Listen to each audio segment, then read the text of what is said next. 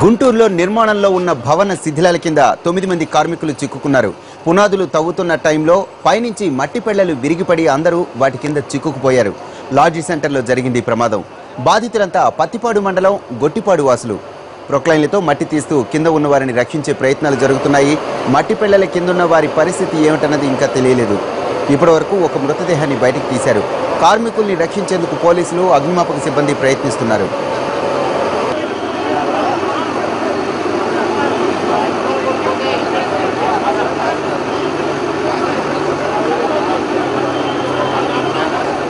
లోపల చిక్కుకుపోయిన కూలీల్ని వెతికి తీయడానికి వచ్చిన ఫైర్ సిబ్బందికి సైతం దెబ్బలు తగిలాయి. కిందనున్న మట్టిని తొలగిస్తున్న టైంలో పైనుంచి మరోసారి పెళ్లలు విరిగిపడ్డాయి. సహాయక సిబ్బంది వేగంగా పక్కకు తప్పుకున్నా అప్పటికే కొంతమందికి దెబ్బలు తగిలాయి. ఘటనా స్థలంలో మట్టిని తొలగిస్తున్న టైంలో పక్క ఇంటి ప్రహరీ గోడ కూడా కూలిపోయింది. దీంతో సహాయక చర్యలకు ఆటంకం కలిగింది. గొట్టిపాడు నుంచి మొత్తం 18 మంది కార్మికులు రాడ్ బెండింగ్ పనుల కోసం వచ్చారు. 20 అడుగుల లోతున సెంటరింగ్ పనులు చేస్తున్నప్పుడు ప్రమాదం జరిగింది. ఘటనకు సంబంధించిన పూర్తి సమాచారం మా ప్రతినిధి హరీష్ అడిగి తెలుసుకుందాం. హరీష్, చెప్పండి, ఈ ప్రమాదం ఎలా జరిగింది? ఎంతమంది ఇంకా మట్టి పెళ్లల కింద ఉన్నట్లుగా తెలుస్తోంది?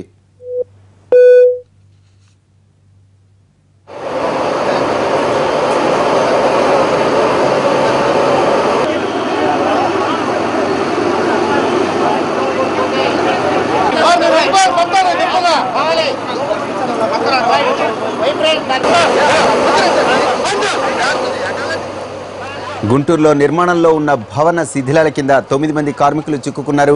పునాదులు తవ్వుతున్న టైంలో పైనుంచి మట్టి పెళ్లలు విరిగిపడి అందరూ వాటి కింద చిక్కుకుపోయారు. లాడ్జీ సెంటర్లో జరిగింది ప్రమాదం. దీనికి సంబంధించిన పూర్తి వివరాలు మా ప్రతినిధి హరీష్ అడిగి తెలుసుకుందాం. హరీష్, ప్రస్తుతం అక్కడ పరిస్థితి ఏంటి? ఎంతమంది ఇప్పటివరకు శిథిలాల కింద నుంచి బయటికి తీశారు? ప్రొఫెసర్ నిత్యం దర్శనం ఉండేటువంటి ప్రాంతం ఇది. సిటీకి సెంటర్ లో ఉంటుంది. గుంటూరు నడిబొడ్డున ప్రాంతం కావడం, మరోవైపు కమర్షియల్ కి సంబంధించి కమర్షియల్ గా కూడా అటు వర్తక వాణిజ్య కేంద్రానికి ఈ ప్రాంతం అంతా కూడా ప్రధానమైనటువంటి కూడలి, నగరానికి నడిబొడ్డున ఉండేటువంటి కూడలి. ఇక్కడ ఒక కమర్షియల్ కాంప్లెక్స్ భవన నిర్మాణ సమయంలో ఈ సంఘటన వెలుగు చూసింది. అయితే ఒకవైపు నిర్మాణం జరుగుతుంది, ఇంకోవైపు ఐరన్ కి సంబంధించినటువంటి పనులు జరుగుతున్నాయి. వీళ్ళిద్దరి మధ్య సమన్వయ లోపంతో ఈ ప్రమాదం జరిగింది. దీంతో మట్టి పెళ్లలు ఒకేసారిగా పడడంతో దాదాపుగా 9 మంది మీద ఈ మట్టి పెళ్లలు పడినట్టుగా స్థానికులు చెప్తున్నారు. మరి 8 మంది కింద మట్టి పెళ్లల కింద ఉన్నారని చెప్పి ఒక సమాచారం ఉంటుంది. మరోవైపు ఒక వ్యక్తిని ఇప్పుడే బయటకు తీసి బాడీని కూడా బయటకు తీసినటువంటి పరిస్థితి. ఇంకోవైపు చూసుకుంటే కనుక వెంటనే రక్షణ చర్యల నిమిత్తం అటు రెవెన్యూ, అదేవిధంగా పోలీసు సంబంధించినటువంటి అధికారులు కూడా వెంటనే రావాలి. స్థానికులు కూడా వెంటనే అప్రమత్తం కావడంతో అయితే ఎంతమంది ఉంటారు ఏంటి అన్నది మాత్రం ఇంకో క్లారిటీ వచ్చినటువంటి పరిస్థితి కనిపించలేదు. కూలీలు మాత్రం 8 మంది పేర్లు మాత్రం, పని చేసే వాళ్ళ పేర్లు మాత్రం చెప్తున్నారు. 8 మంది పేర్లు మాత్రం బయటకు వచ్చినటువంటి పరిస్థితి కనిపిస్తుంది. అయితే వాళ్ళ జాడ అక్కడ కూడా కనిపించకపోవడంతో వాళ్ళంతా మట్టి పెళ్లల కిందే ఉన్నారని చెప్పి అనుమానాలు వ్యక్తమవుతున్నాయి. ఈ నేపథ్యంలోనే సహాయక చర్యలు మాత్రం అధికారులు ఇప్పటికే ముమ్మరం చేశారు. మట్టి పెళ్లలకు కింద ఉన్నటువంటి బాడీస్ ని బయటకు తీసేటువంటి ప్రయత్నం జరుగుతుంది. వాళ్ళ కోసం వెతికే ప్రయత్నం జరుగుతుంది. ఇంకా కొనసాగుతున్నటువంటి పరిస్థితి. హరీష్, అంటే ఈ కార్మికులకు ఇలాంటి పనులన్నీ కూడా ఎప్పుడూ చేసేవే కదా, మరి అంత అజాగ్రత్తగా ఎలా ఉన్నారు? లేకపోతే ఇక్కడ ఇంకేమైనా భద్రతా లోపాలు ఉన్నాయా? అంటే భద్రతా లోపం అంటే రెండు పనులు జరుగుతున్నాయి. ఒకవైపు మట్టి పని జరుగుతుంది, ఇంకోవైపు ల్యాబ్ కి సంబంధించి ఐరన్ పనులు జరుగుతుంది. 2 వైపులా పనులు జరుగుతున్నాయి. అందులోనూ భూమి లోపల నుంచి పనులు జరుగుతుండటంతో పునాదులు తీసేటువంటి పనులు జరుగుతున్నాయి. అందులో భాగంగానే మట్టి పనులన్నీ కూడా ఒకేసారి పడటం, ఆ పైన పక్కగా ఉన్నటువంటి ఐరన్ కి సంబంధించినటువంటి కార్మికులు ఎవరైతే ఉన్నారో వాళ్ళందరి మీద కూడా ఈ మట్టి పనులన్నీ పడిపోయినటువంటి పరిస్థితి. ఒకవైపు ఐరన్, ఇంకోవైపు మట్టి పనులు 2 పడటంతో బరువు కూడా అధికంగా ఉంటుంది. లోతు కూడా ఎక్కువగా ఉన్నటువంటి నేపథ్యంలో రాత్రిపూట సమయంలో జరుగుతున్నటువంటి పనులు, చీకటిగా ఉన్నటువంటి పరిస్థితుల్లో ఈ ప్రమాదం జరిగిందని చెప్పి స్థానికులు అనుమానిస్తున్నారు. ప్రస్తుతం అయితే ఇంకా మృతదేహాల కోసం వెతికిలాడే ప్రయత్నం జరుగుతుంది. సహాయక చర్యల మీద మాత్రం అధికారులు ముమ్మరం చేశారు. ప్రస్తుతం పోలీసు, అదేవిధంగా రెవెన్యూకి సంబంధించినటువంటి అధికారులంతా కూడా సంఘటనా స్థలానికి చేరుకున్నారు. ప్రొఫెసర్ హరీష్, అసలు ఈ భవనం దేనికోసం కడుతున్న భవనం? ఈ భవనం, ఈ ప్రదేశం అంతా ఎవరికి సంబంధించినది? రాత్రిపూట కూడా ఇంతమంది పని వాళ్ళని పెట్టి పని చేయించడం వెనుక కారణం ఏంటి? అంటే సహజంగా ఇప్పుడు రాజధాని ప్రాంతం అయిపోయింది. భవన నిర్మాణాల పనులు కూడా చాలా వేగంగా జరుగుతున్నాయి. ఆధునిక టెక్నాలజీని వినియోగిస్తున్నామని చెప్పి చెబుతున్నప్పటికీ కూడా సమన్వయ లోపం 2 పనులు జరుగుతాయి. ఒకేసారి 2 పనులు జరగడంతో భవనానికి సంబంధించినటువంటి పనులు వేగవంతంగా చేయాలని చెప్పి ప్రముఖ పారిశ్రామికవేత్త స్థానికంగా ఉన్నటువంటి ఒక పారిశ్రామికవేత్తకు సంబంధించినటువంటి భవనం. ప్రస్తుతం అయితే పనులు వేగంగా జరుగుతున్నాయి. ఇంకోవైపు చూసుకుంటే ఈ ప్రాంతం అంతా కూడా నిత్యం కమర్షియల్ ఏరియా, వర్తక వాణిజ్య ప్రాంతానికి చెప్పుకునేటువంటి భారీగా టర్న్ ఓవర్ జరిగేటువంటి ఈ ప్రాంతం. ఇక్కడ బిల్డింగ్ కన్స్ట్రక్షన్ అంటే కొంత భారీగా జరుగుతున్నటువంటి పరిస్థితి. కమర్షియల్ లుక్ కోసం అంతా కూడా కింద నుంచి భూమి నుంచి భారీ ఎత్తున లోపలికి వెళ్ళి పునాదులు తీయటం, ఇంకోవైపు ఐరన్ కూడా భారీగా వినియోగించడంతో ఈ ఒకేసారి రెండు పనులు జరగడంతో ఈ సమన్వయ లోపం కారణంగా ఈ ప్రమాదం జరిగిందని చెప్పి స్థానికులు అనుమానిస్తున్నారు. ప్రస్తుతం అయితే ఇంకా సహాయక చర్యల కోసం ఇంకా ఇతర ప్రాంతాల నుంచి కూడా ఎన్డీఆర్ఎఫ్ లాంటి బృందాలు తెప్పించేందుకు అధికారులు కూడా సన్నాహాలు చేస్తున్నారు. ప్రస్తుతం అయితే పరిస్థితిని అధికారులు, రెవెన్యూ అధికారులు, పోలీసులు పర్యవేక్షిస్తున్నారు. వరప్రసాద్. హరీష్, సహాయ కార్యక్రమాలు చేపట్టిన వారి మీద కూడా మళ్ళీ మట్టి పిల్లలు విరిగిపడ్డాయి, వారికి కూడా కొంతవరకు దెబ్బలు తగిలాయని తెలుస్తోంది. దీనికి సంబంధించిన వివరాలు ఏంటి?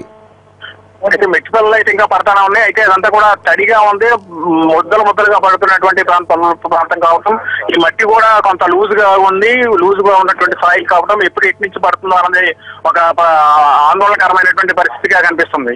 ఇంకోవైపు చూసుకుంటే కనుక కింద ఎవరున్నారన్నది కొంత ఆందోళన వ్యక్తమవుతుంది. వాళ్ళ కుటుంబాలన్నీ కూడా తీవ్ర ఆవేదన వ్యక్తం చేస్తున్నాయి. ఎవరెవరు ఉన్నారు, ఎవరు లేరు అన్నది మాత్రం ఒక క్లారిటీ లేనటువంటి పరిస్థితి.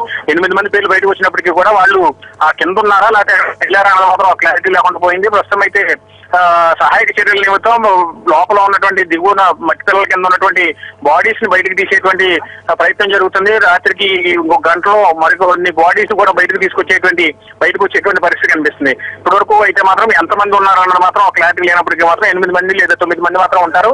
ఒక బాడీ మాత్రం బయటకు వచ్చినటువంటి పరిస్థితి. మిగతా 8 మందిని కూడా బయటకు తీసుకొచ్చేటువంటి ప్రయత్నం జరుగుతుంది. వాళ్ళందరూ కూడా ఇంకేమన్నా ఎవరో ఊపిరితో ఉన్నారా, వాళ్ళని ఎవరో బతికించే ప్రయత్నం చేద్దామన్న ఉద్దేశంతో రెవెన్యూ అధికారులు ముందు జాగ్రత్త చర్యగా ఇటు అంబులెన్స్ లు కూడా సిద్ధం చేశారు. మరోవైపు ఎన్డీఆర్ఎఫ్ వంటి సహాయక చర్యలు, ఎన్డీఆర్ఎఫ్ టీం నుంచి సహాయక చర్యలు కూడా తీసుకోవాలని చెప్పి అధికారులు ప్రయత్నాలు చేస్తున్నారు. వరప్రసాద్. హరీష్, అంటే ఎంతమంది కార్మికులు వచ్చారో అనేది, ఎవరైతే కాంట్రాక్టర్ ఈ కార్మికులను తీసుకొస్తారో అతని దగ్గర ఏమైనా పూర్తి సమాచారం ఉందా? ఎంతమంది ఈ రోజు కార్మికులు పనిలోకి వచ్చారో అనే విషయం?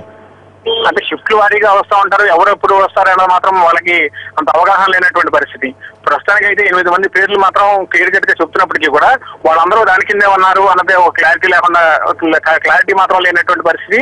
వాళ్ళందరూ అయితే వెళ్ళారా లేకపోతే అక్కడే ఉన్నారా అన్నది మాత్రం ఒక గందరగోళమైనటువంటి పరిస్థితి. ఇంకోవైపు చూసుకుంటే కనుక ఒక పని జరుగుతున్నప్పుడు కన్స్ట్రక్షన్ కి సంబంధించినటువంటి భారీ కమర్షియల్ కాంప్లెక్స్ నిర్మాణం జరుగుతున్న తరుణంలో ఎటువంటి ముందు జాగ్రత్త చర్యలు తీసుకోకుండా, కార్మికులు కనీసం రక్షణ చర్యలు తీసుకోకుండా భవనాలను నిర్మాణం చేపడుతున్నారన్న ఆరోపణ కూడా వ్యక్తమవుతుంది. ఒకేసారి 2 పనులు, అంటే పనులు తొందరగా పూర్తి చేయాలి, తొందరగా బిల్డింగ్ కన్స్ట్రక్షన్ అయిపోవాలన్న ఉద్దేశంతో రాజధాని కావడం, ఇంకోవైపు అభివృద్ధి పనులు కూడా వేగంగా జరుగుతున్నటువంటి నేపథ్యంలో వ్యాపార వర్తకానికి సంబంధించినటువంటి కూడలు కావడంతో ఈ ప్రాంతాన్ని పూర్తిగా కమర్షియల్ ప్రాంతం కావడంతో ఇక్కడంతా కూడా రెవెన్యూకి సంబంధించి, వర్తక వాణిజ్యానికి సంబంధించినటువంటి కీలక ప్రాంతం అయినటువంటి పరిస్థితుల్లో ఈ వ్యవహారానికి మాత్రం కొంత ప్రాధాన్యత, బిల్డింగ్ నిర్మాణానికి సంబంధించి మాత్రం ప్రాధాన్యత సంతరించుకున్నటువంటి నేపథ్యంలో హడావిడి పనులు చేపట్టడం, మట్టికి కింద మట్టి ఎంత తీసామో పైన ఎంత ఉంది అనేది ఒక లెవెల్ చూసుకోకపోవడం, ఇంకోవైపు ఐరన్ ని విచ్చలవిడిగా, అంటే బరువు తగ్గట్టుగా ఐరన్ ని వాడకపోవడం, ఇష్టానుసారంగా ఒక పని జరుగుతుండగా ఇంకో పనికి ప్రాధాన్యత ఇవ్వడంతో రెండు వర్గాలకు సంబంధించినటువంటి కార్మికుల మధ్య అవగాహన లేకపోవడంతో ఈ ప్రమాదం జరిగింది. ప్రధానంగా ఐరన్ వాడటం, ఇంకోవైపు మట్టి రెండు కలవడంతో ఈ ప్రమాదం చోటు చేసుకుందని చెప్పి కూడా కార్మికులు ఆవేదన వ్యక్తం చేస్తారు. సార్, అంటే హరీష్, ఈ సెల్లార్లోకి ఏదైతే తవ్వకాలు తవ్వుతుంటారో అది ఎక్కువగా తవ్వటం వల్ల ఇలాంటి ప్రమాదాలు జరగొచ్చని అంటుంటారు నిపుణులు. ఇక్కడ ప్రస్తుతం ఎంత లోతు వరకు తవ్వుతున్నట్టుగా ఆ వివరాలు ఏమైనా తెలిసాయా? కమర్షియల్ కాంప్లెక్స్ కోసం మాత్రం భారీగా తవ్వకాలు జరుగుతున్నాయి. భారీ ఎత్తున కింద భూమిలోంచి పిల్లర్లు తీసుకురావడం, సెల్లార్ కి సంబంధించినటువంటి పనులు, ఇంకోవైపు స్లాబ్ కి సంబంధించినటువంటి పిల్లరు, అదేవిధంగా స్లాబ్ కి సంబంధించి ఒకేసారి పనులు జరుగుతుండడం, మట్టి పనులకు సంబంధించినటువంటి వ్యవహారం కావడంతో దాని మీద ఎవరికి కూడా అంత అవగాహన లేదు. అటు కార్మికులకి అవగాహన లేదు, ఇటు ఎవరైతే మేస్త్రిగా హెడ్ ఉంటారో అతనికి కూడా అవగాహన లేదు. లోకల్ గా ఉండేటువంటి మట్టి ఎంతవరకు వస్తుంది, ఆ మట్టి వల్ల వచ్చేటువంటి ఇబ్బంది ఏంటి అనేది ముందు వెనక చూసుకోకపోవటం, ఇంకోవైపు స్లాబ్ కి సంబంధించినటువంటి పనులు, స్లాబ్ కి సంబంధించి ఐరన్ కి సంబంధించినటువంటి పనులు కూడా జరుగుతున్న నేపథ్యంలో ఎవరికి కూడా అంత అవగాహన లేనటువంటి పరిస్థితి కావడంతో కూడా ఎవరు కూడా స్థానికంగా అందుబాటులో లేకుండా పోయారు, ఎవరు అంతగా పట్టించుకునే వాళ్ళు లేకుండా పోయారు. అది భవన యజమాని ఎవరైతే ఉన్నారో అతని కాంట్రాక్ట్ కి అప్పచెప్పడం, ఆ కాంట్రాక్టర్ కి అప్పచెప్పిన తర్వాత జరుగుతున్నటువంటి పరిణామాలు, అదేవిధంగా ప్రమాదం జరిగినటువంటి పరిస్థితులు కనుక గమనిస్తే స్థానికంగా మాత్రం ఎవరు కూడా ముందస్తు జాగ్రత్త చర్యలు తీసుకోలేదు, రక్షణ చర్యలు తీసుకోలేదు అన్నటువంటి ఆరోపణలు వ్యక్తమవుతున్నటువంటి నేపథ్యంలో ప్రస్తుతం అయితే సంఘటనా స్థలంలో ఉన్నటువంటి మృతదేహాలను బయటకు తీసి వాళ్ళకి ఎవరైనా కింద కొన ఊపిరితో ఉంటే కనుక వాళ్ళని రక్షించేందుకు ప్రయత్నాలు జరుగుతున్నాయి. అంబులెన్సులు కూడా వివిధ ప్రాంతాల నుంచి ఉన్నటువంటి అంబులెన్సులు కూడా బయటకు తీసుకొచ్చి సంఘటనా స్థలానికి తీసుకొచ్చి వాటి ద్వారా సహాయక చర్యలు ముమ్మరం చేసేటువంటి పనులు వేగంగా జరుగుతున్నాయి. వరప్రసాద్, హరీష్, మనకి విజువల్స్ లో క్లియర్ గా కనిపిస్తోంది. దీని పక్కనే ఆనుకొని ఉన్న, అంటే ఈ ప్రదేశానికి ఆనుకొని ఉన్న ఒక బిల్డింగ్ తాలూకా ప్రహరీ కూడా కూలిపోతూ కనిపిస్తోంది. సహాయ కార్యక్రమాలు జరుగుతున్న తరుణంలోనే చుట్టుపక్కల ఎటువంటి కన్స్ట్రక్షన్స్ ఉన్నాయి?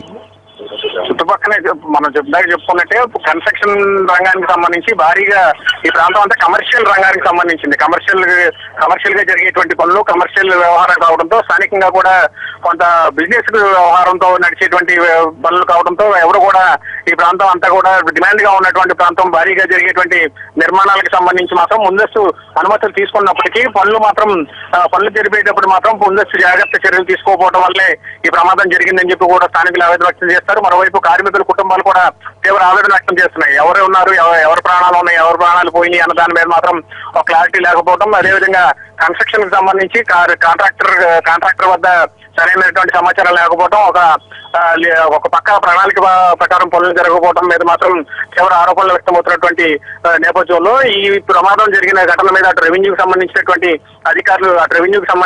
అధికారులు కూడా వేగంగా సహాయక చర్యలు చేపట్టేటువంటి పనులు నిమగ్నమై ఉన్నారు. ఇంకోవైపు ప్రాణాలు కాపాడేందుకు మాత్రం అంబులెన్స్లు కూడా భారీగా సిద్ధం చేశారు. ముందు జాగ్రత్త చర్యల్లో భాగంగానే ఈ రక్షణకు సంబంధించినటువంటి చర్యలు తీసుకుంటున్నామని చెప్పి కూడా స్థానికంగా ఉన్నటువంటి రెవెన్యూ అధికారులు చెప్తున్నారు. Varaprasad, right, thank you Harish.